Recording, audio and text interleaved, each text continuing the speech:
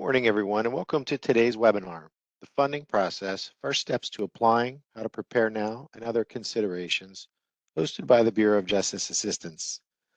At this time, it's my pleasure to introduce Elizabeth Wolf, Senior Policy Advisor with the Bureau of Justice Assistance, for some welcoming remarks and to begin the presentation. Elizabeth? Thank you, Daryl. I appreciate it. My name is Elizabeth Wolf, and I'm pleased to be here with you today, and I want to welcome everyone to the Bureau of Justice Assistance webinar entitled The Federal Funding Process, the First Step to Applying, How to Prepare Now, and Other Considerations. On behalf of BJA, Tenzing Layden and I are delighted to be here with you today. We're also going to be sharing the stage with Elena Williams and Lisa Hartman from OJP's JustGrants team. So welcome. For today's webinar, we will be providing an overview of OJP, or also known as the Office of Justice Programs, and the Bureau of Justice Assistance, introducing you to the JustGrants system, providing an overview on how to approach a BJA solicitation, discussing key steps in completing your application, going through the peer review process, and then answering some of your questions. Next slide.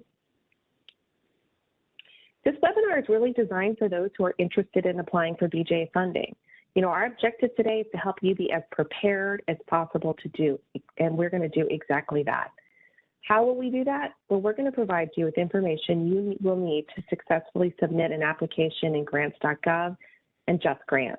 We will go over the critical elements of the BJA solicitation. We're going to share some tips on how to develop that budget. We're going to also explain how the peer review process works. And lastly, we're going to show you how you can stay connected with all the latest information regarding BJA funding and resources.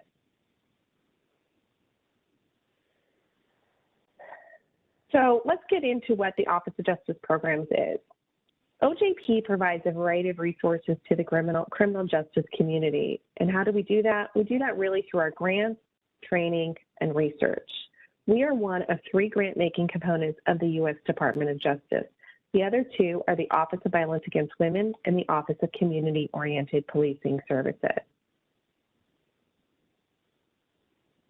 Within OJP, there are 6 business bureaus and offices. As you can see, BJA is just one of these 6. There's also the Bureau of Justice Statistics, which is the primary statistical agency for the entire Department of Justice. The National Institute of Justice, also known as NIJ, is the research, development, and evaluation agency of the Department of Justice. Now, the Office of Juvenile Justice and Delinquency Prevention, OJJDP, supports states and local communities develop and implement effective programs for children. The Office of Sex Offender Smart Sentencing, Monitoring, Apprehending, Registering, and Tracking, also known as SMART, provides jurisdictions with guidance regarding the implementation of the Adam Walsh Act. And finally, the Office of Victims of Crime supports a broad range of programs and services that focus on helping victims. More about BJA. So our office provides leadership and services in grant administration and criminal justice policy development to really support local, state, and tribal law enforcement in achieving a safer community. Our office supports programs in a number of areas, including information sharing, countering terrorism, advancing tribal justice, crime prevention, protecting vulnerable populations, and capacity building. If you want to learn more about BJA, I really recommend that you visit our website and follow us on Facebook and Twitter. So BJA is led by Director Carlton Moore, and under his direction, BJA's programmatic and policy efforts support a wide range of resources to states and communities. Our office is really composed of four different teams. There's the Policy Office, which provides national leadership to criminal justice organizations that partner with BJA to identify effective program models for replication. There's the Programs Office, which administers state, local, tribal, and territorial grants, but it also acts as BJA's direct line of communication to states and local jurisdictions, territories, and tribal governments. The Operations Office not only helps support all of our work within BJA, but it also coordinates all of the communications, so all the resources that you see online. It formulates and executes the budget and manages contracts and performance measurements. Lastly, there's the Public Safety Officer Benefits Office, which I think is really an interesting office within BJA. It provides death and education benefits to survivors of fallen law enforcement officers, firefighters, and other public safety officers. BJA has 5 major strategic focus areas. It's to improve public safety through measures which build trust with the community and ensure an effective criminal justice system, reduction in recidivism and prevention of unnecessary confinement and interactions with the criminal justice system. Another one is the integration of evidence-based, research-driven strategies into the day-to-day operations of BJA and the programs that we administer. We also are looking to increase program effectiveness with renewed emphasis on data analysis, information sharing, and performance management. And lastly, we ensure organizational excellence through outstanding administration and oversight of all of BJA's strategic investments. And all 4 of BJA's offices support these strategic focuses, and our work is focused on them. So here's the grant life cycle. And there are 6 stages of the life cycle of BJA grant, and it's good for you to be familiar with them all. The webinar, this webinar is only going to be focusing really on the first 3 phases, but I'm going to go through all of them. The first one is the administrative preparedness, getting yourself ready to submit that application. And the first step of doing that is being on this webinar today. Solicitation posting, application period begins, locating opportunities and developing proposals and submissions. So that's one thing, again, getting yourself connected to BJA's website and making sure that you are following us on social media to find out about opportunities. Application review, this is where you're understanding BJA and OJP's internal review process. Now, the next 3 phases, we're not going to be covering in this webinar, but I just want you to know about them because I think it's helpful. If you're successful, you will get an award notification. That's when we generally make those awards by September 30th. There are some exceptions, but typically you will be notified by September 30th. And then we notify you if you've not been selected by the end of the calendar year, so typically December 30th. Then there's the post-award. So congratulations, you've got the money or you've at least gotten the award, and then you're going to begin working with your program manager to administer your project. And then the sad period is the closeout. So, you know, all good things have to come to an end, and this is also true for grants. The closeout phase is wrapping up deliverables and submitting reports. So a few years ago, OJP launched the JustGrants system to replace the old grants management system, also known as GMS. I really want to emphasize this point to you. So last year, the system was pretty new to everybody. And again, if you are familiar with GMS and maybe haven't, worked with JustGrants, I just want to make sure you understand that all grants need to go through the JustGrants system. GMS is no longer available.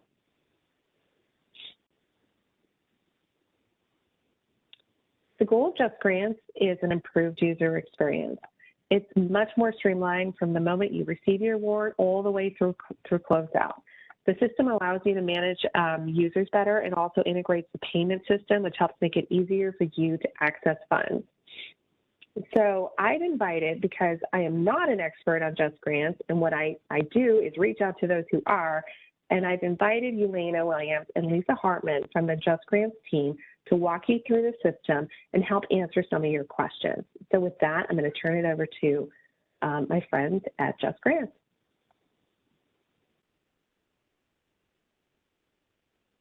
Thank you so much. And we are so grateful for you having us here today. So good morning, everyone.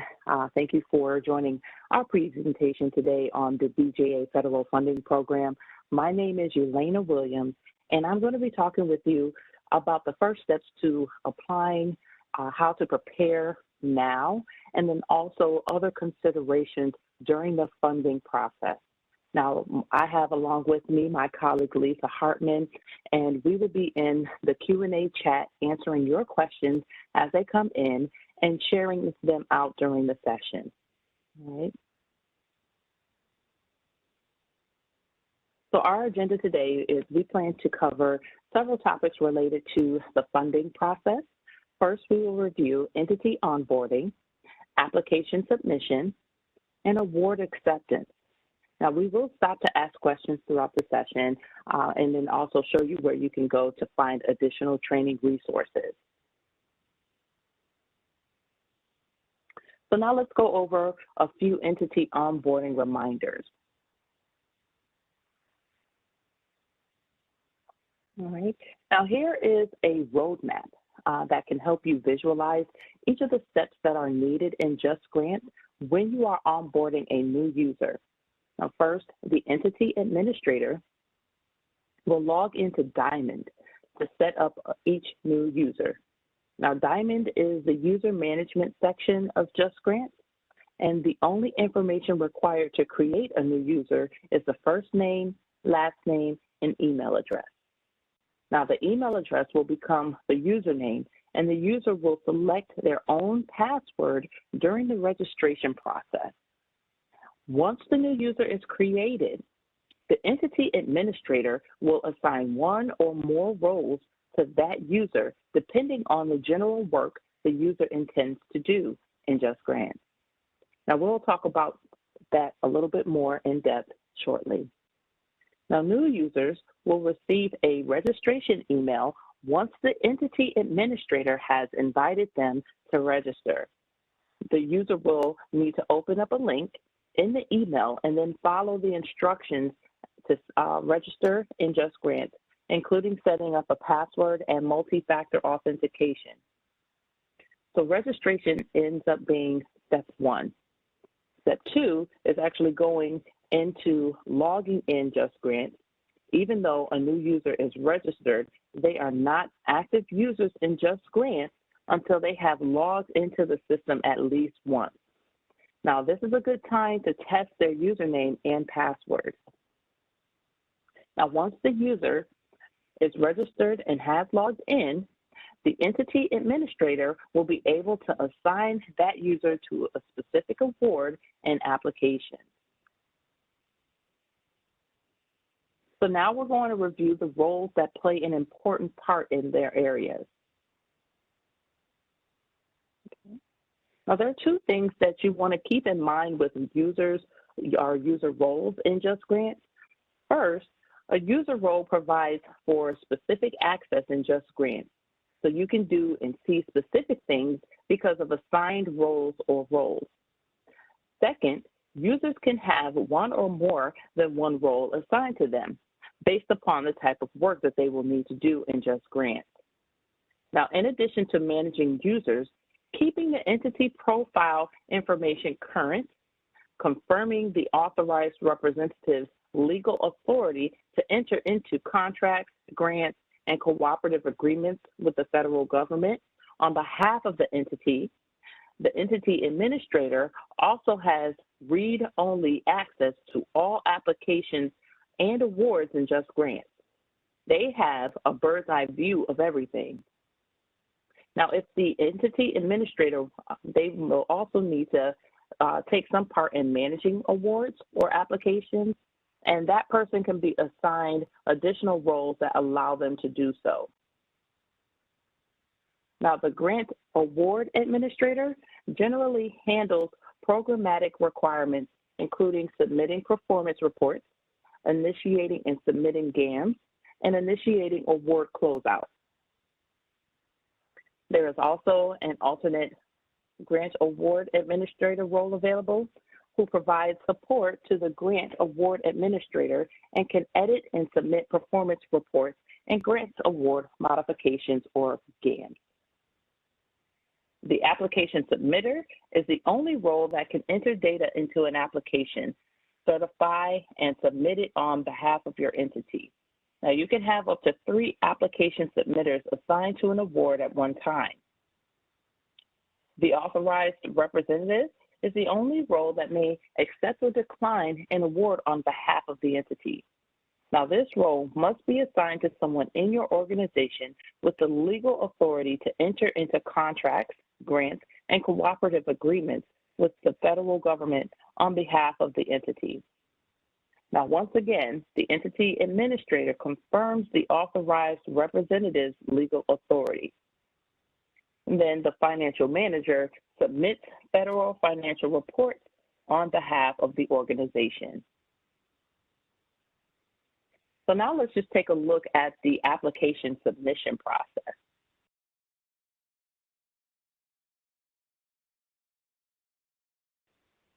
All right, so this part of the grants lifecycle involves completing and submitting web-based forms as well as the attachments that are requested based on the requirements in the published solicitation.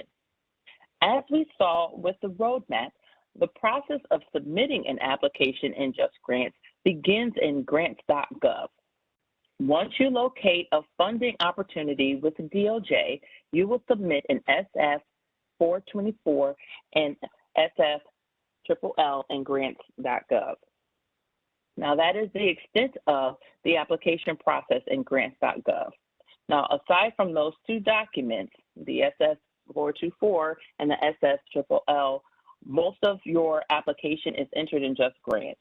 Now, your entity information is then populated based upon entries made in SAM.gov and used in Grants.gov. So do not, do note that you will have two application submission deadlines. You have one for Grants.gov and then one for JustGrants. Each solicitation has an application submission deadline in Grants.gov. And after this date, the solicitation is removed from Grants.gov and no one will be able to apply any longer. It is highly recommended that you check the due date in Grants.gov and try to submit at least 72 hours prior to the deadline to provide you with enough time to correct any errors and resubmit if necessary. Now, once the application has been submitted and validated in Grants.gov, it will be sent to JustGrants for completion. Now, it may take several days for Grants.gov to complete validations and release it to JustGrants. JustGrants has its own submission deadline that allows additional time to complete the application past the Grants.gov deadline. Submitting early in both systems is recommended. For example, if the due date in Grants.gov is April 1st, the JustGrants deadline is April 7th, and you submit March 15th, you will still have until April 7th to submit the JustGrants application. The JustGrants submission should include all items that are required in the solicitation, and the JustGrants application submission is final. Again, it is okay to enter preliminary information in Grants.gov if you haven't fully determined your budget or project scope. You will be able to edit and update all of your entries in JustGrants. It is not necessary to return to Grants.gov to update your entries there. Now, within JustGrants, you will find a streamlined process where you can use a web-based budget detail worksheet that is both more efficient and establishes a shared structure and narrative for all of DOJ. Now, this streamlined process means a quick validation of your budgets to be cleared much faster. Your organization, specifically your assigned entity administrator, has more control over users and award assignments and does not require intervention from DOJ to make updates to those assignments. The entity administrator defaults to your organization's eBiz point of contact, but as we saw earlier, that person can reassign the responsibilities to another user as needed.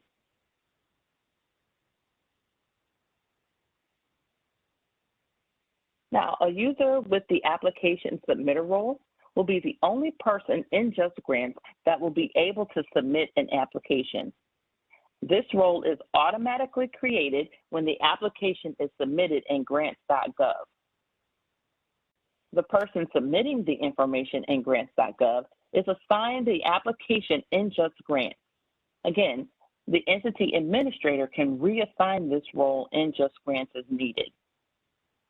Now, the application submitter identifies the forms needed to submit an application, completes the web-based budget form, completes and certifies the application on behalf of your entity, and submits the application in JustGrants. Now, if a member is assigned only the application submitter role, they will not be able to see funded awards in JustGrants. It is possible to assign multiple roles to the user with the application submitter role if that is what your organization prefers. Now that we've had a bit of an overview, Lisa is going to provide a demo of the application process in JustGrants. Lisa? Oh, thanks, Elena. Let me go ahead and set up this little demo. We are currently looking at right now the JustGrants homepage. For those of you who have not worked in JustGrants before, this is what you look at for when you log in. You'll see my work list, and everything in my work list is assigned to the user that's logged in currently. So this is all personal work that needs to be done. Now, an application is also called a grant package in JustGrants. So you see the case ID on the left starts with A for application, and then you also see the case type is grant package. Now, this menu option here with applications shows not just the applications assigned to you, but all of the applications in your organization. And you can see here who's assigned to each one as an application submitter, as an authorized representative. So you're only going to be able to open and edit the ones that are assigned to you. So for instance, we're opening this one here. This is from the applications menu because anyone can open these. It only will display it as edit, or as read only, and you have to click this begin link in order to edit. So that's a little bit of a difference from the work list. In the work list, it knows it's assigned to you, and it will go ahead and allow you direct entry without having to click that begin link. But if you access the application from that applications menu, you're going to have to verify to JustGrants that you are indeed the person that's allowed to edit this. So only one person, only one application submitter can edit an application at a time. However, new this year, you can have up to 3 application submitters assigned to an application at one time. So they can share edit access. But even among those 3, only one can actually edit at a time. So if you can take a look and see here where we are, we're looking at the standard applicant information. And you can see on the right-hand side, Elena, is the video advancing? Can you see what are you looking at now? Are you looking at the application or are you still looking at the work list?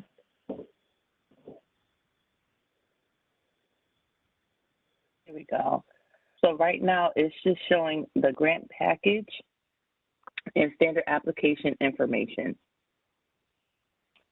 Okay, so that's what I'm intending to show right now. So I did see somebody pop up and say that they're still just looking at the JustGrants homepage. If that's the case, it may be that your network is delayed a bit. So we will provide this recording, and it will be posted on the BJA page. So if your network is just a little delayed, then you can certainly take a look at this recording at a later date. As I was saying, with the 3 application submitters, one can open it at a time. So if I have it open, then one of the other 2 application submitters, neither of them can actually work on it right now. I have to close this, and they have to go through a step where they look at this actions menu in the upper right-hand corner, and when they open that, they'll see an opportunity to edit application, and then they can take control over the editing process on this application. So that's new this year, and we do have training documentation that describes all of those steps. So I'd like to just point out a couple of things on this page. First of all, you can see that we have some information that is editable, as the information under the project information section is. All of that information was actually entered into Grants.gov, and when the application was submitted in Grants.gov, it created this JustGrants application, and it populated all of those fields already. Now, the fact that they're editable means that you can come in here into JustGrants and you can update information that you previously entered into Grants.gov. Now, it's not necessary to go back and change Grants.gov once it's submitted. Once it's submitted into JustGrants, we're just moving forward with JustGrants. So again, you can update the estimated funding if you changed your mind or you have more information at hand. You can update the project start date or the title. Anything here that's editable, you can update. The information that you see at the top, the funding opportunity, all of that is not editable, but much of the rest of this is. Now, on the right side, at the on the very top, you see solicitation instructions in blue. That's actually a link.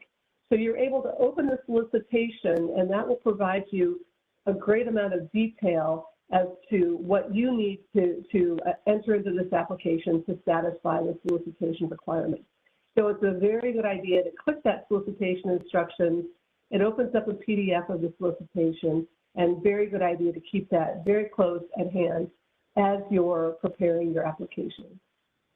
You can see underneath the solicitation instructions, you see all of the sections of the application that need to be entered. And we'll look through a few of them sort of fairly briefly. Each application is going to reflect the required information from the solicitation. So because solicitations vary, you might see different sections of the application reflected in your experience. At the bottom on the left, we have a cancel button, and that will take you back to your work list or to that application list without saving any changes. So if you just want to open it, look at it, and then go back, your cancel button is your friend. If you've come in and you've made some updates and you want to save those, you can click that save button on the bottom right. And I do recommend that you click save often, because unlike most websites these days, JustGrants is not going to auto-save your work. So if you don't click save, you may find that the next time you open the application, you're missing information that you thought you had already entered. So please use that save button as often as possible. Now, while you can move to another section of the application using that navigation menu in the upper right, you can move to the proposal narrative and the proposal abstract. We recommend that you use that continue button. And the reason is that navigating using the menu doesn't validate that the information that that you just entered is enough. So, but when you use the continue button, JustGrants will review the whole page and all your entries and let you know if there's an error before you move on. You can move through that navigation menu and it will never tell you if there's an error until you try to submit at the end. So that continue button will keep you on track and keep you from running into a bunch of errors at the end. So I'm going to let this go a little bit. The demo is just kind of pointing to this cancel, the save button. Again, save often, and then continue. So this is just a demo for sort of just locating and opening your application. So I'd like to move now into a little bit more in-depth look at the application, and we'll look at some of the sections of the application at this time as well. So again, we're on the home page, and again, the home page, this is all work that's assigned to you on my work list. Whatever you open here is going to open directly because everything in that work list is assigned to you specifically as a logged-in user. And you can see that we see urgency. We're looking at the grant package, and notice we didn't have to click that begin link because we opened from your work list. So again, here is the standard application section. This is the first one that we see. Again, that continue button is so important because it validates all of your entries before moving to the next section and allows you to see any errors you might encounter. So as we're looking through here, again, you see the fields that are editable. And I'd like to, I think the demo as it moves forward will scroll down a little bit, but there's this areas affected by project section, bottom left, and that is intended for you to enter geographic project area. For instance, if your project is going to be geographically located in a specific county or voting district or police precinct or parish, or if it's going to be a national project, this is where you would enter sort of the geographic scope of the project you have. Now you can enter here up to 10 entries, and they can be zip codes, they can be states, they can be whatever you feel you need to enter in order to sort of provide information about the area affected by your project. Now, even though there are only 10 entries here, if you are approved for funding, if you do receive funds, in the award itself, you can expand and be more specific about the project. This is just sort of a general idea right now. Now, as we scroll down in the application, you can see the application type. And notice you have the application submitter information, and that is not editable. You can't change that in the application. However, if you do have another application submitter, your entity administrator can make that change for you. So we also have here a number of different fields, drop-downs, radio buttons, and you'll notice that some of these have a red asterisk associated, like the select applicant type. You see the little red asterisk, it's barely visible. That indicates that that field is required and you will not be able to submit the application unless that field is populated. So I know you see that we're using the menus to move from section to section. This is an older demo and we don't recommend that anymore. Please, in your mind, replace that with the continue button. Now we're selecting the confirm authorized representative here. This person is someone in your organization who must have the legal authority to enter into an agreement with the federal government. So this is there's a legal implication here. And so you would select that person, and that will be the person that will ultimately accept funding if funding is offered. We're going to verify the legal name and address. This all is populated from sam.gov, which is where your entity is registered with the federal government. It's JustGrants is connected. Now the proposal abstract, again, you see that red asterisk. This is a required field in this application. And the proposal abstract is really a short sort of summary of your project, and you type it in directly. The proposal narrative, however, is a much longer document, and it's something that you would typically upload. And this is also where you would enter goals and objectives. If your application or if your solicitation requires it, you can enter a goal statement, and then for each goal, you can have multiple goals, you can enter in objectives and deliverables. Now this is not a BJA application, but it has a great deal of similarity to a BJA application. The budget information that you see here, these are all budget categories, and you'll enter here each of the line items related to that budget category. Now in BJA, I believe you have the addition to separate the budget out by year. So you can do year 1, year 2, year 3, and you can enter your budget figures separately for each of these categories. But as you can see, each category has the opportunity. There's a plus add item option here at the top of this list, and we'll click that. This is how you would add a new line item. And you can add as many line items as needed. You can delete a line item as well. And most of these budget categories have an additional narrative field at the bottom. It's not required. I highly encourage that you use that additional narrative field to explain your calculations, explain your reasoning, and all of that. Now, this is a budget summary, so I'm going to go back to that budget summary a bit. It is updated visually somewhat for this year, so it's similar, but there are some differences in what you'll see this year. But the budget summary is here to provide you with the total cost for each budget category, so that if you have, for instance, an Excel spreadsheet you're using to enter this information, you can compare the totals from your spreadsheet to the totals in JustGrants, just to be sure there are no discrepancies. If there are discrepancies, you can go back to that section of the budget and check the line items and update anything that needs to be updated so that your totals match. All right, continuing on. Sometimes there are budget documentation that you need to upload. If that's the case, it's important to notice here the title of the category of document that you're uploading. So for instance, you see here we're uploading a pre-agreement cost. And that must be the category of uploading of file that you upload. So for instance, if you're uploading a pre-agreement cost, you need to put it in this section of the of JustGrants, and you click the upload button. If you're putting in an indirect cost rate agreement, you see that's the third option down here on this list of accordion fields behind, and you really need to upload the correct document into the correct location. What that will do for you is it will make it easy for you to find these again. If, for instance, you just upload an indirect cost rate, but you don't assign it a category or to an accordion file here that aligns with the indirect cost rate agreement, it will be uploaded into your application, but it will be very difficult for you to locate it again. So when you're uploading documentation, you want to make sure you upload it into the correct file category, and that once you upload a document, it will provide you with the opportunity to attach a file category, and you need to use the file category in order to place that document correctly in the application. Now, memoranda of understanding of the supportive documents are here.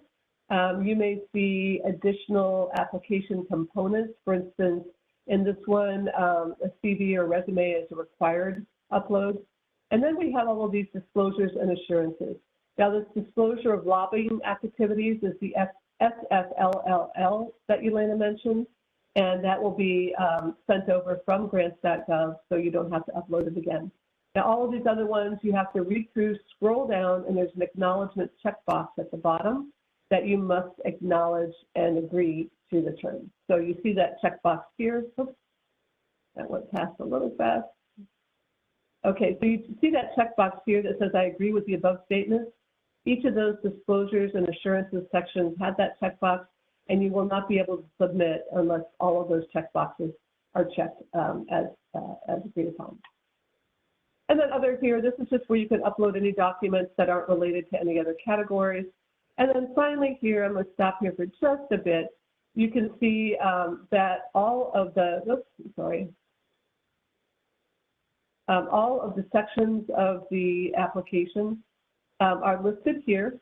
And you can use the little carrots and the triangles to the left to open up and read through all of your entries in those sections. This is all read-only, but it does allow you to read through the entire application from start to finish so that you can just read through and make sure everything is exactly the way you want it prior to submitting. There's one final checkbox there called Final Review and Certification of Application Confirmation. That must be checked in order to submit. And when you're ready, you'll click the Submit button. Now, we have added this year, we have added the opportunity for you to click a button that says Check for Errors. And that's really very nice because, you know, if you've been using the Continue button throughout this application process, you should not be surprised at the end by a list of errors that will prevent you from submitting. However, if you have been navigating using that menu option, then all of the errors that weren't validated by the Continue button will appear before you submit. And so that just provides you, this Check for Errors button that's new this year, provides you with the opportunity to correct those errors before submitting. But I'm going to go ahead and we're going to submit this application. And you see those red asterisks that indicate the required entries. So we're going to head and do that. And then we'll click that Submit button. And I think maybe the video, let's see, I don't know that the demo does that. So anyway, you click the Submit button, and then that's your submission to DOJ. And again, the JustGrants application contains everything that you entered in SAM.gov. It contains everything you entered in Grants.gov, and it contains everything you entered in JustGrants. It is the whole package. And once you submit it to DOJ, they have your entire application, and it's sent through a review process. Now, again, something new this year is that you can, if you, for instance, submit your application and then you realize that you missed something, as long as it's before the JustGrants application deadline, you can recall your application and make updates. So that's something new this year. Last year, when you submitted, that was it. There was no more. There were no more edits allowed. But this year, you can recall it as long as you resubmit it prior to that JustGrants deadline. So again, this is another reason to get that application submitted earlier rather than later. It does provide you the flexibility of recalling as necessary. But once that Grants.gov or JustGrants application deadline passes, if you've recalled it and you haven't resubmitted it, there's no way to resubmit it. So you have to be sure to make that step. All right, I'm going to turn the presentation back over to Elena. She can talk to you a little bit about award acceptance. Awesome. Thank you so much, Lisa. Now, after you have submitted your application, It will go through a lengthy review process at DOJ, and hopefully you will be offered funding. If you are, your authorized representative will need to take steps to accept those funds. Now, the authorized representative has the authority to accept or decline awards on behalf of an entity.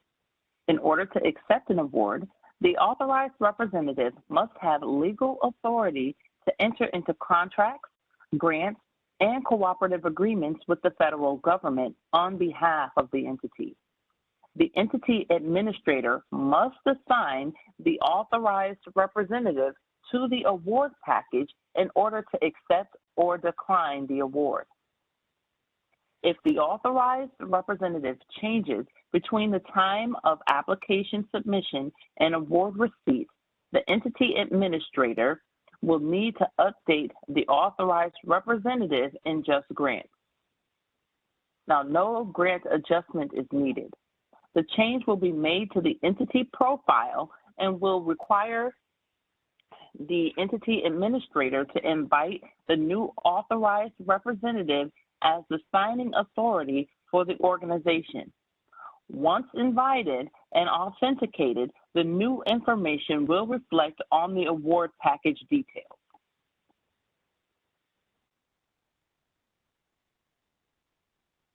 Prior to accepting the award, the entity administrator must assign a financial manager and a grant award administrator to the award. Each authorized rep will receive an electronic notification to sign and accept their award. Once received, the authorized representative will be able to log in and review the award package for acceptance. The system-generated notification email will be saved in the award for the entire life of the award. One feature in accepting awards is that it is done using an electronic signature. It is not necessary to print, sign a PDF, and email the acceptance document. The signature takes place in JustGrants.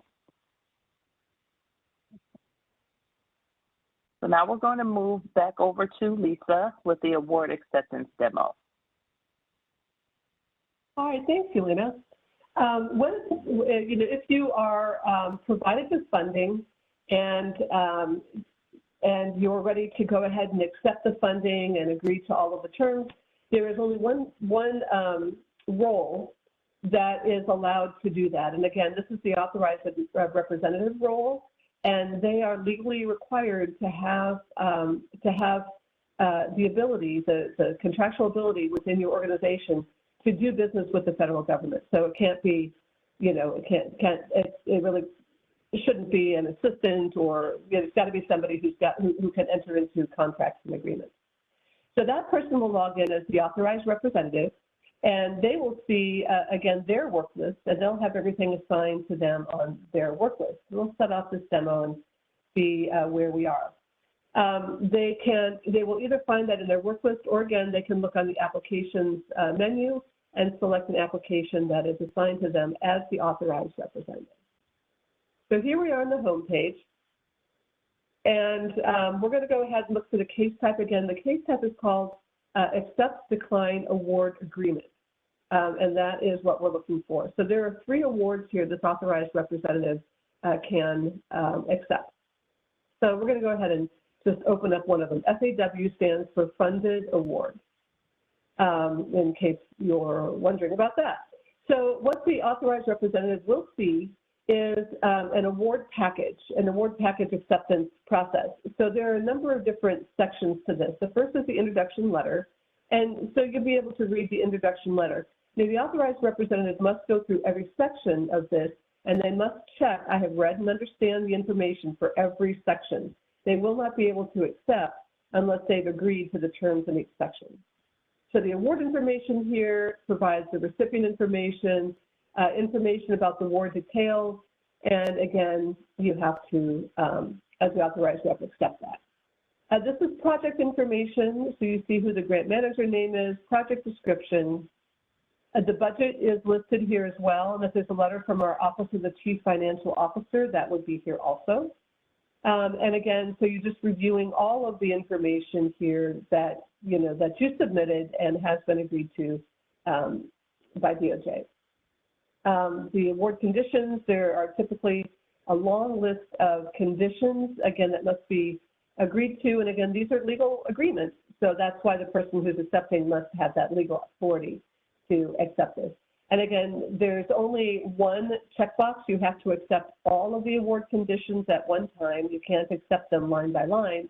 The whole thing has to be agreed to. And there can be sometimes 45 or 50 of these agreements.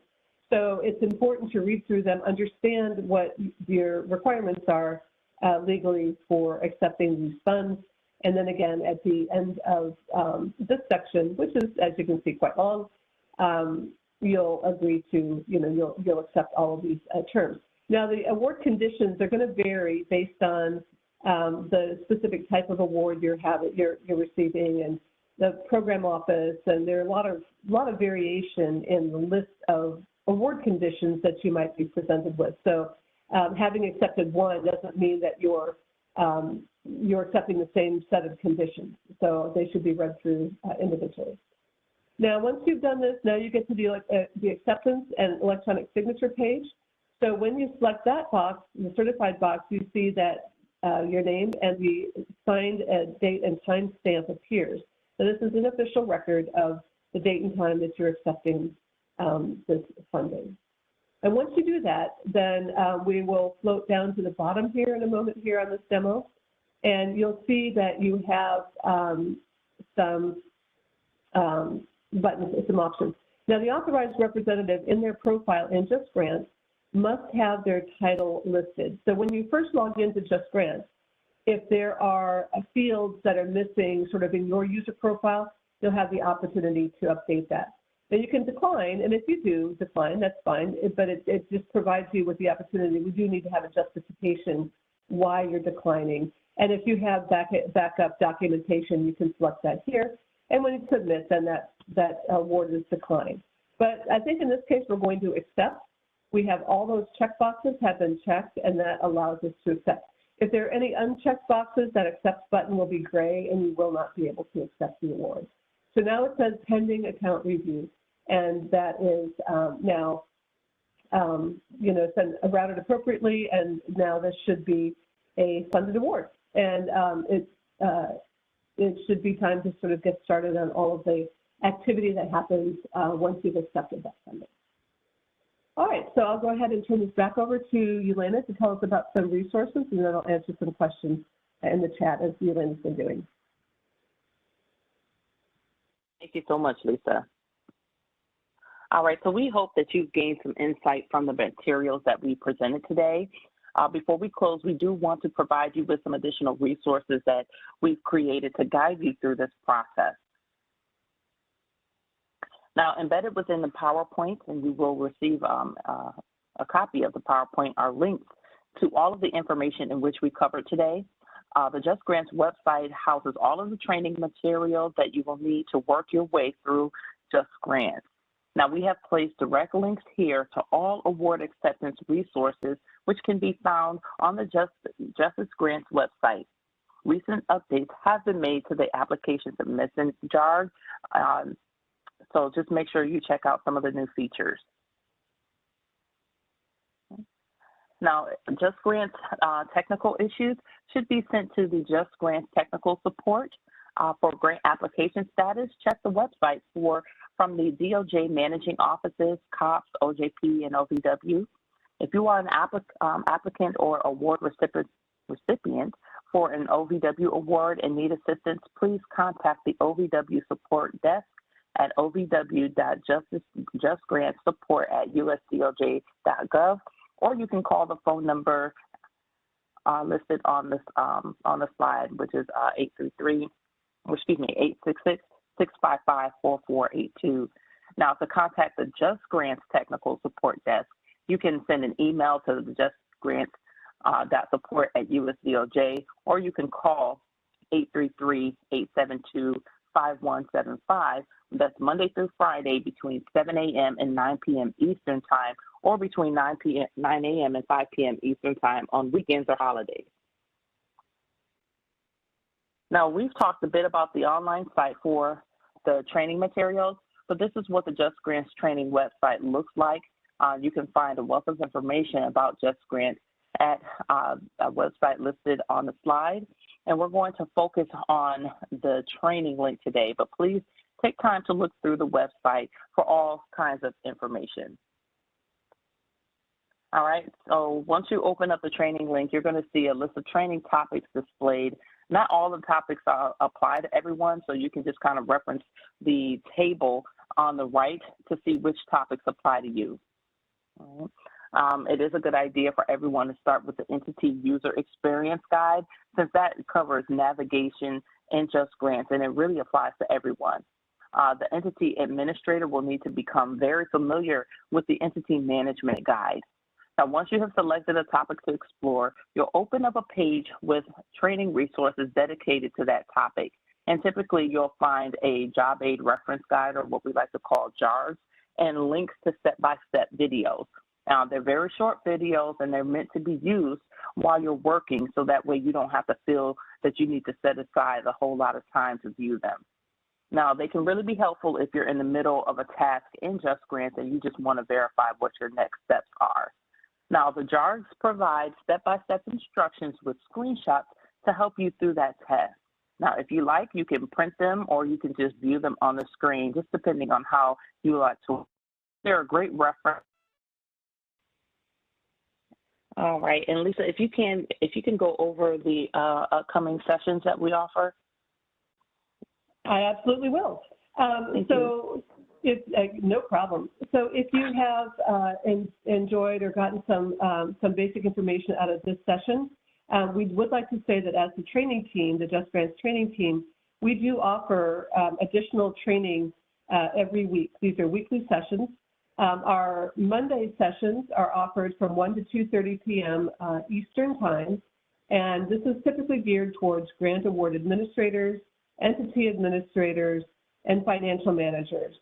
And in this course, post-award, we cover all of the activities that will happen once you've accepted a funded award. And this would be quarterly federal financial reports. This would be submitting performance reports on a frequency defined by the solicitation. And then also we talk to you about how to create grant award modifications in case you need to modify your budget figures and that sort of thing. And then we also talk to you about how to initiate closeouts. So that's on Mondays from 1 to 2:30. On Tuesdays, those of you who are asking questions in the chat around entity administration, this would be a very valuable session for you. Every Tuesday from 2 to 3 Eastern Time, we offer information for entity administrators, how to shepherd your account, how to open, how to start your JustGrants account, how to assign users, how to remove users, how to reassign that entity administrator role, all of the tasks that an entity administrator must do in order to keep your JustGrants account healthy. For those of you now who are considering applying, we have an application mechanics webinar that we provide every Wednesday from 2:30 to 4 Eastern Time again, and we walk through the application process a little bit more in depth in terms of, kind of walking you through the steps of entering your budget and, we just provide 90 minutes of application process.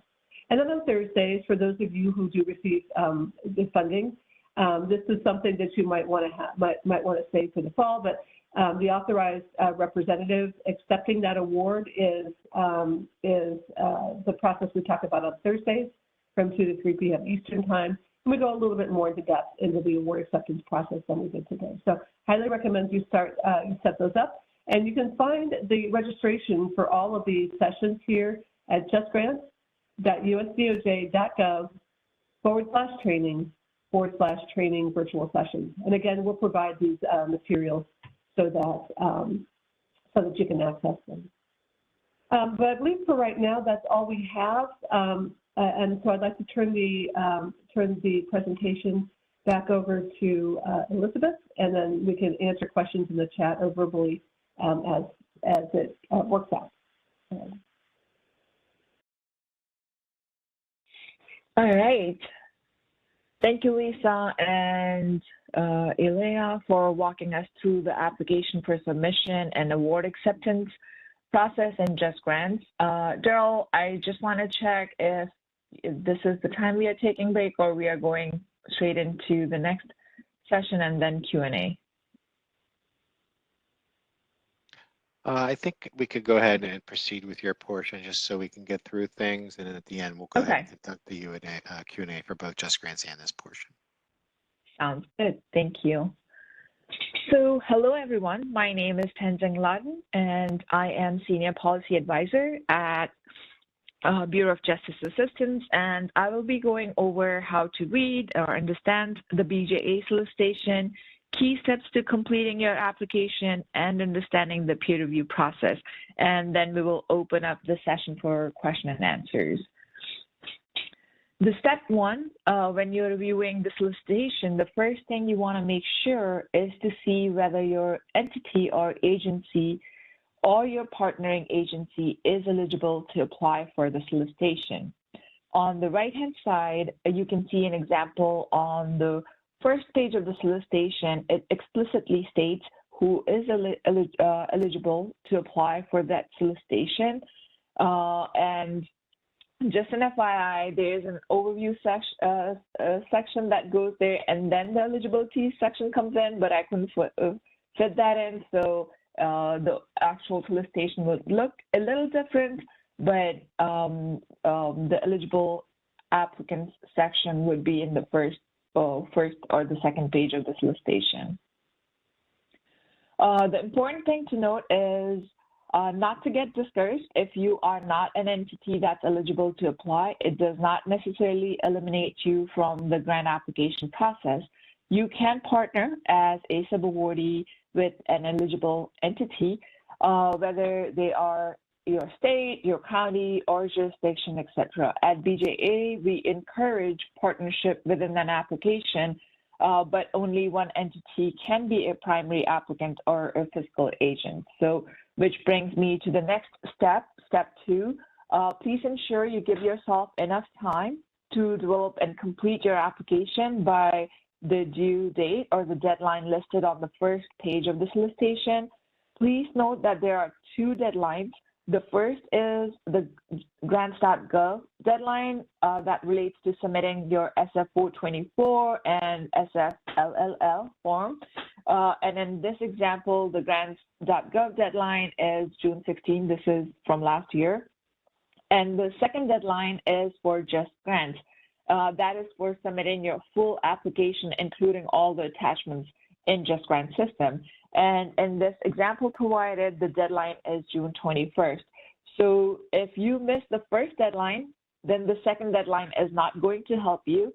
The deadline for both JustGrants and the Grants.gov is on the first page of the solicitation. And you want to take into account the time required to register and apply, do the prepping, all the required attachments, and submit the application by the deadline. And BJA deadlines are in Eastern Standard Time. We understand that each jurisdiction, entity, nonprofit, etc., have different resources, including staffing for grant writing, as well as, you know, you might have your own multiple layer of internal application review process prior to submission. So I would highly encourage you to please plan accordingly. We have developed some resources to help you prepare and submit application for OJP funding. And I'm including the link in the chat section. Let me just. Okay. And the bottom line is to give yourself enough time to complete the application by the deadline, and you do not have to wait until the deadline to submit your application. Also, I will be including a link to a few solicitations that we have posted recently, just to give you an idea about, you know, how the solicitation looks like, where things are, and, you know, just to let you know, these are a few of the recent solicitations that we have posted. Let me see. Okay.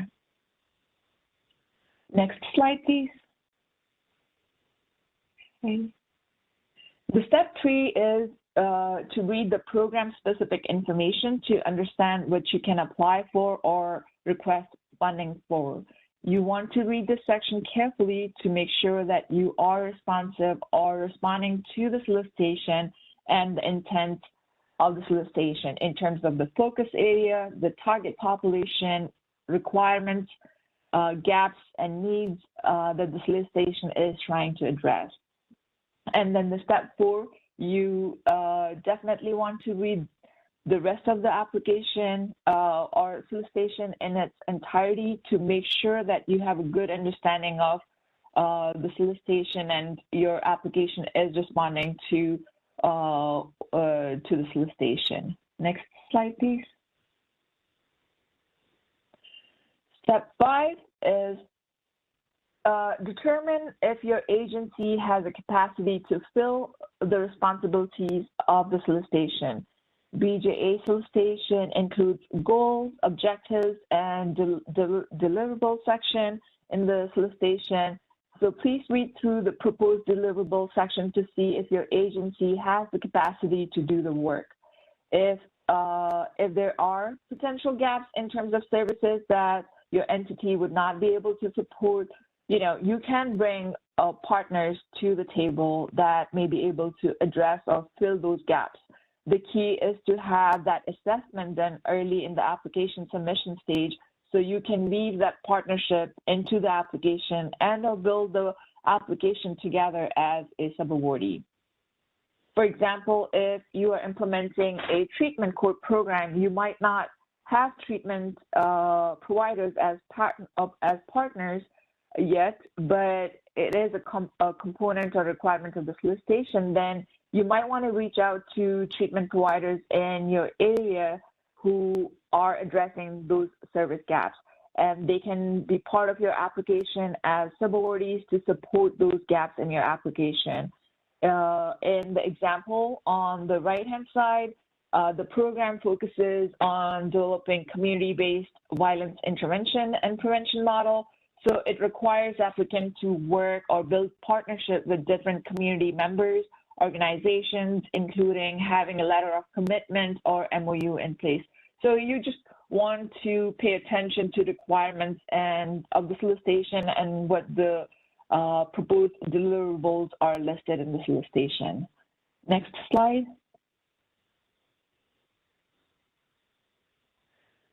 So when it comes to planning and organizing your writing, you want to read through this through the application developed timeline and checklist. Appendix A, which is in the application checklist, will help you get organized. You want to make sure that you have enough time to go over the steps in terms of registering, developing your application, collaborating with or inviting partners to planning meeting. Prepare as early as possible, create the timeline on who's going to do what and when you want to get those things accomplished. If you are interested in a specific focus area, such as treatment court, second chance reentry programs, or travel funding, look at prior years' solicitation as an example. And additionally, you can view FY23 DOJ program plan, which provides summary details of funding opportunities that DOJ grant-making components is expecting to release or has released in the fiscal year FY 2023. So let me drop a link in the chat. So you can see the solicitation that might be coming out in next few months, and I say might because those are projections, but it will help you plan ahead. Next slide. Step 2 is to review the criteria carefully, creating an outline of the program narrative, ensuring that you are responding to all elements of the solicitation, answering all the questions and responses are in the order outlined. So for example, you're describing the issue in your jurisdiction, you lay out a realistic plan to address them, talking about your program design and implementation plan, how the subject matter experts or the staffing on your team will help you accomplish your set goals and objectives, and allocating the budget on these project activities. The last thing you want is peer reviewer looking for information that's in the application but not where it should be. You do not want peer reviewers struggling to find information in your application. So, keeping it organized, keeping the content together would be beneficial, would be a good thing as peer reviewers are reviewing your application. Next slide. For example, here we are developing an outline for a program narrative. The first review criteria is statement of problem. Solicitations usually do a good job of outlining questions for applicants to respond to. If they are not, then you might want to break those questions down in the solicitation separately as done here to make sure you're responding to them. Like in the example here, you can highlight them in red to go and then, respond, go to that question, respond directly to that question, and then go to the next question within that paragraph and highlight it underneath and respond directly to it until you answer all the questions. Again, for some of these questions, you might need to consult with your current or prospective partners. For areas you might not have all the answers or the capacity. Pay close attention to the solicitation, to different things that are asked within the solicitation, especially the criteria, and break it down and respond to all the questions. Next slide. Make sure you understand and are following instructions. On your right, you see the program narrative says the application should be double-spaced using standard 12-point Times New Roman font and should not exceed page 20. This is very important. Peer reviewers might not read past page 20, and you might have saved the best for the last on page 21. So not following instructions might present a challenge to your application. So follow the solicitation instructions closely and adhere to them would be my recommendation. Next slide.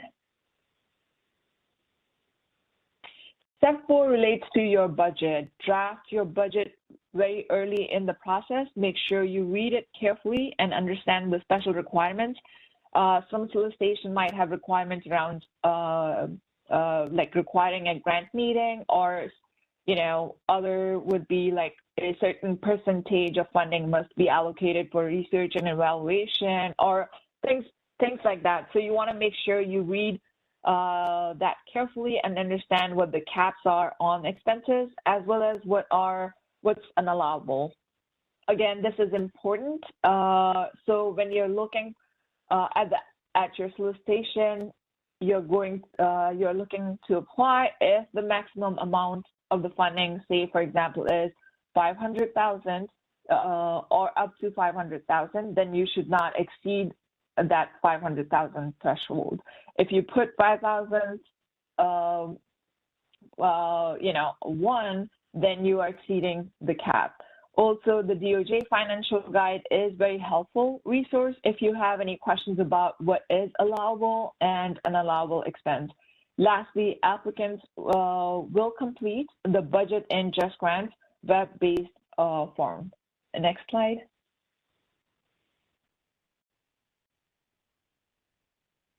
The budget and budget narrative should relate directly to the project design, meaning you should not have any expenses outside of what's referenced in the budget compared to what's in the proposal narrative. For example, do not ask or include things, for example, a subaward to XYZ nonprofit for a reentry service or job training in your budget if it's not included in your program narrative. Or for example, if you include in your budget a salary for an outreach coordinator, but there's no mention of this position in the program narrative, that would not sit well, and the peer reviewers would score that low. So the personnel costs should be related to the key personnel for the project, and should be reflected both in the budget narrative and in the proposal. Subrecipients should be categorized as either subawards or procurement contracts. The budget should include sufficient funding to fully implement the project without exceeding the maximum amount allowable. Peer reviewers are looking at your budget line items and relating it to your program narrative. So they are checking for completeness, cost effectiveness, allowability, and whether those expenses you listed in your budget are reasonable.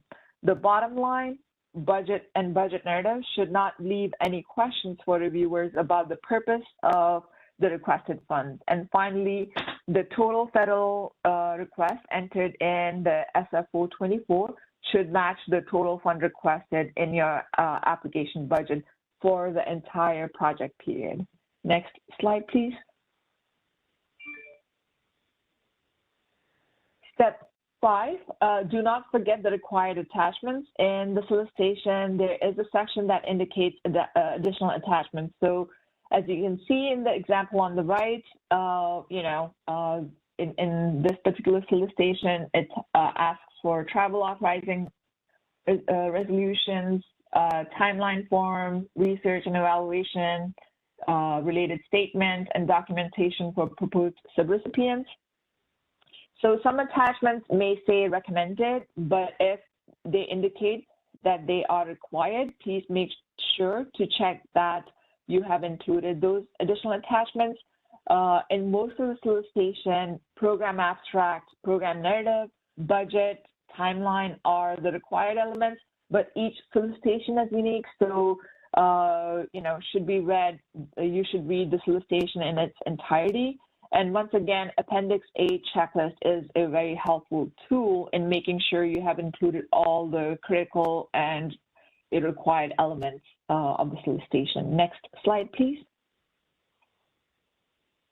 The basic minimum requirement. Each solicitation identifies critical elements that needs to be included in the application to move to peer review process.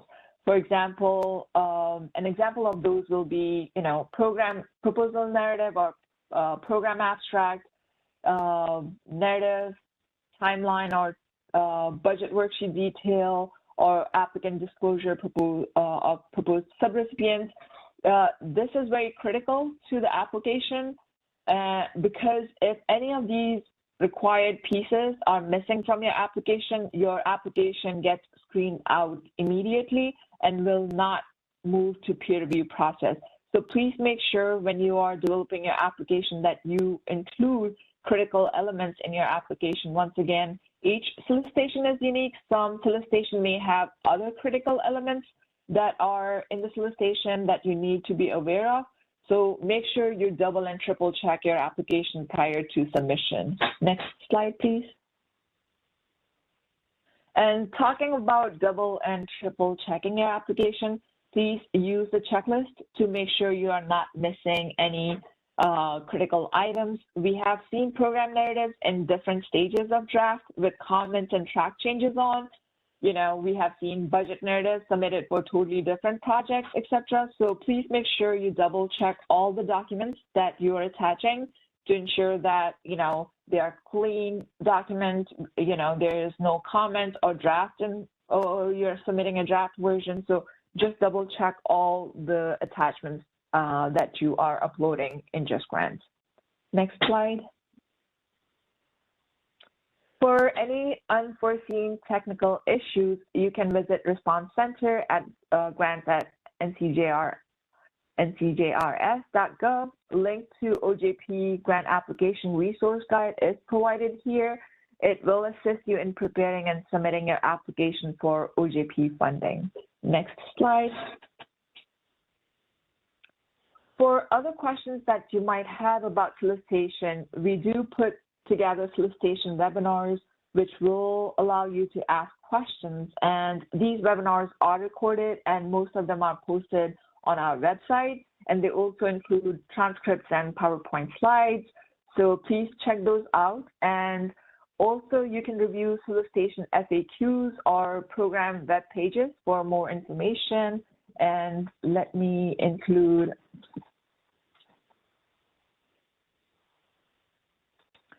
I have included a link in the chat to upcoming and past solicitation webinars. So, if you have time, those are really helpful webinars to view. For questions related to technical issues or any other questions not covered in solicitation webinars or questions about solicitation, you can contact Grants.gov as well as JustGrants.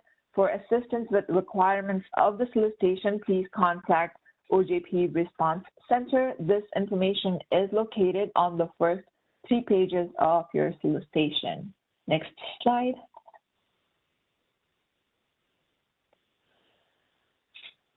Understanding the peer review process. Each application is typically reviewed by 3 peer reviewers, and they score your application based on criteria, looking at the statement of problem, project design, looking at capabilities and competencies, data collection, and budget section. Each of those components have certain percentage allocated to them. So in the example here, you are looking at statement of problem is rated at 20, project design and implementation at 40, capabilities and competencies at 25, plan for data collection at 5, and budget at 10. These percentage allocation is unique to each solicitation, so you want to make sure that you spend more time and pages on project description, which carries more weight compared to other sections, say a plan for data collection. Not to say data collection and is not important, but you just want to be mindful of, where, project and design being, according to this allocation, being the most critical and has more weight to it. So you just want to plan accordingly. Next slide. So there are a few other resources available, such as BJA website, for which includes funding opportunities, publication, and our initiatives that we fund. There is link to OJP grant application resource guide here. Office of Justice Program has award data by program office and individual solicitation for past fiscal year, so you can visit. You can look at that. Finally, NIJ Crime Solutions serves as a web-based clearinghouse for programs and practices that have been rated for their effectiveness in addressing different criminal justice issues. So you can visit that site also. Next slide. So we briefly covered this earlier, but FY 2023 DOJ program plan provides a summary details on funding opportunities that DOJ agencies are expecting to release in current fiscal cycles. So it's a good resource if you want to start exploring upcoming funding options and planning ahead. So it will give you in Q1, what solicitations are projected to be released in Q2, Q3, and things like that. Next slide. Looking ahead, so if you are interested, there is Grants Financial Management Training. Here is the link for that. And also OJP Funding Resource Center is one-stop shop if you're looking for funding opportunities or need an overview of OJP grant processes. Next slide. I promise we are wrapping up. If you are interested, there are different ways to connect with us. You can subscribe to be on our email listserv, connect to us via social media, or learn more about BJA through our BJA website. Next slide. And lastly, for any specific questions about solicitation, you can reach out to OJP Response Center via email, web chat. You can call them at the toll-free number. They are open Monday to Friday, 10 a.m. to 6 p.m. Eastern Standard Time. So with that, I believe we are at the end of our presentation today, and we will now go ahead and open this session for question and answer. Thank you, Tenzing, and thanks to all the presenters that presented today. A lot of good information. Just want to reiterate too, it's been mentioned several times that the PowerPoint recording and transcript for today will be posted to the BJ website. So you'll get an email when those items are posted to the email address that you registered with for today. Lisa has been doing an excellent job of answering all the questions that are coming in the Q&A. Thank you so much, Lisa. I mean, I could put it out there generally. Is there anything that's been a trend as far as a question that you may want to expand on before we end at noon today? There are a couple of questions that I think are more pertinent to Elizabeth or Tenzing, and not necessarily JustGrants questions. So I could call out those if you'd like, or point you in the direction of the ones that are still, the queue is still listed in orange. I think the blue ones have been answered. Yeah, if you have those handy, certainly, by all means. Sure. So the first one I have is, what's the time frame for accepting an award? And this one I'm not sure about. Go ahead. Oh, I was going to say, is there a particular BJA general time frame to accept an award? So usually it's, I believe, and Elizabeth, please feel free to correct me, I think it's usually 30 days, but if there are situations where that's not a possibility, we will work directly with the grantee, but I believe it's within the 30 days. And I think it will be listed on your award document to the time frame for accepting the application. All right. I concur with that. And then just to bring one more piece in, is that in the piece of my presentation is the programs office within BJA, is who you'll be working with on that. So you'll be able to ask a lot of questions of that program manager assigned to assist you with it. So they can if there's some extenuating circumstance, then they can work with you.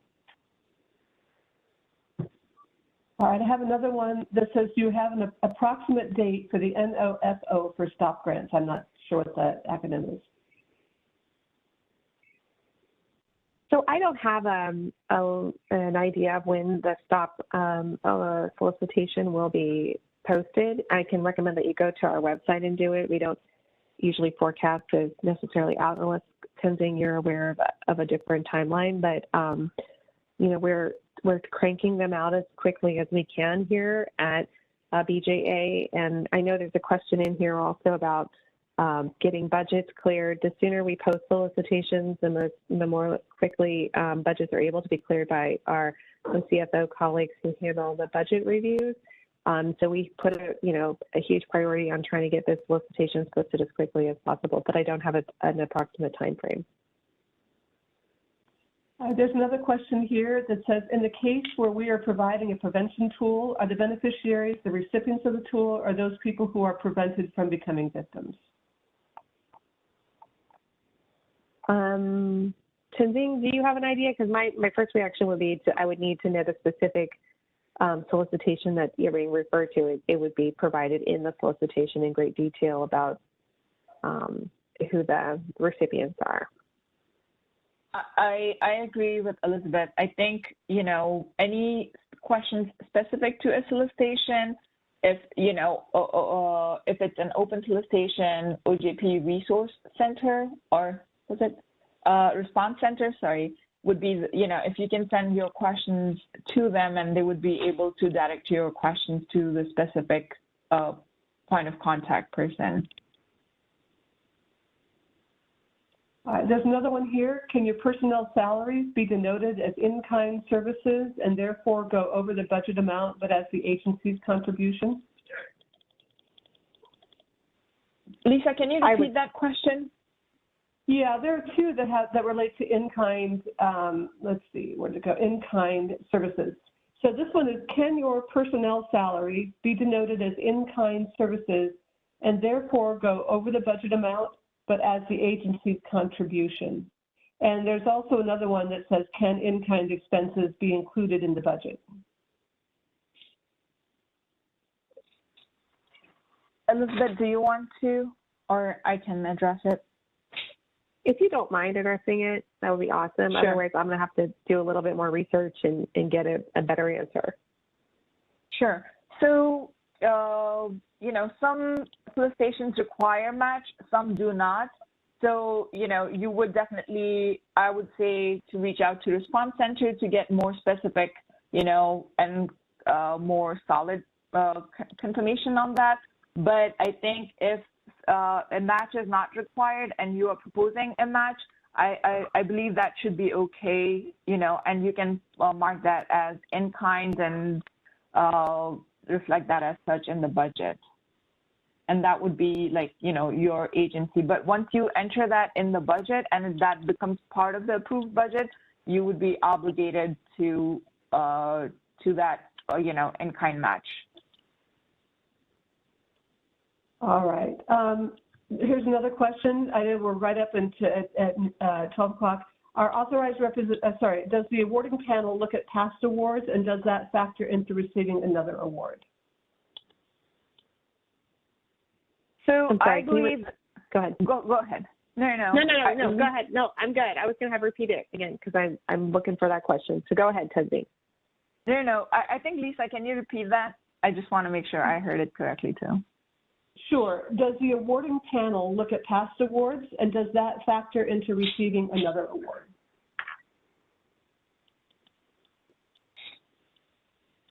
So I would say when we are looking, most of our solicitation go through peer review process. At that stage, we are not looking at past performance. We look at past performance once it goes through the peer review process and peer reviewer,